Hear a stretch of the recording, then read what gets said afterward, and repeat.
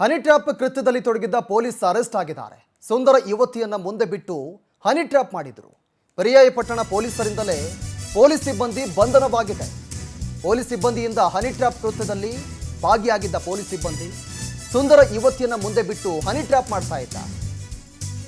ಈಗ ಪರ್ಯಾಯ ಪಟ್ಟಣ ಪೊಲೀಸರಿಂದಲೇ ಪೊಲೀಸ್ ಸಿಬ್ಬಂದಿಯನ್ನ ಅರೆಸ್ಟ್ ಮಾಡಿದ್ದಾರೆ. ಕಂಪಲಾಪುರದ ದಿನೇಶ್ ಕುಮಾರ್ ಎಂಬುವರಿಗೆ ಹನಿ ಟ್ರ್ಯಾಪ್ ಮಾಡಿದ್ರು. A1 ಮೂರ್ತಿ, A2 ಪೊಲೀಸ್ ಶಿವಣ್ಣ ಹಾಗೂ ಇತರೆ ಮೂವರಿಂದ ಕೃತ್ಯ ನಡೆದಿತ್ತು. ಬೆಟ್ಟದಪುರ ಪೊಲೀಸ್ ಠಾಣೆಯಲ್ಲಿ ಈ ಸಂಬಂಧ ಕೇಸ್ ಕೂಡ ದಾಖಲಾಗಿತ್ತು. ಪೊಲೀಸ್ ಸಿಬ್ಬಂದಿಯನ್ನ ಬಂಧಿಸಿ ಇನ್ಸ್ಪೆಕ್ಟರ್ ದೀಪಕ್ ಜೈಲಿಗಟ್ಟಿದ್ದಾರೆ.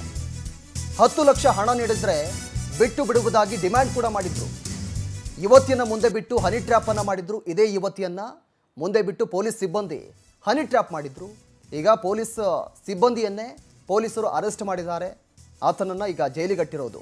ಬೈಲಕುಪ್ಪೆ ಪೊಲೀಸ್ ಠಾಣೆಯಲ್ಲಿ ಈ ಸಂಬಂಧ ದೂರು ಕೂಡ ದಾಖಲಾಗಿತ್ತು. ಇದೇ ಆರೋಪಿಗಳು ಟಿವಿ ಸ್ಕ್ರೀನ್ ಮೇಲೆಲ್ಲ ಗಮನಿಸ್ತಾ ಇದ್ದೀರಲ್ಲ, 3 ಆರೋಪಿಗಳು ಈ ಒಂದು ಕೃತ್ಯದಲ್ಲಿ ಭಾಗಿಯಾಗಿದ್ದರು. ಅದರಲ್ಲಿ ಪೊಲೀಸ್ ಸಿಬ್ಬಂದಿ ಒಬ್ಬ ಕೂಡ ಭಾಗಿಯಾಗಿದ್ದ.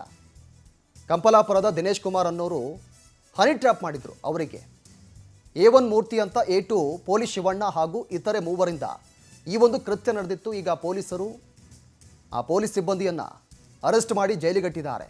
ಈ ಯುವತಿಯನ್ನು ಇಟ್ಕೊಂಡು ಹನಿ ಟ್ರ್ಯಾಪ್ ಮಾಡ್ತಾ ಇದ್ರು. 10 ಲಕ್ಷ ಹಣಕ್ಕೆ ಬೇಡಿಕೆಯನ್ನು ಇಟ್ಟಿದ್ರು.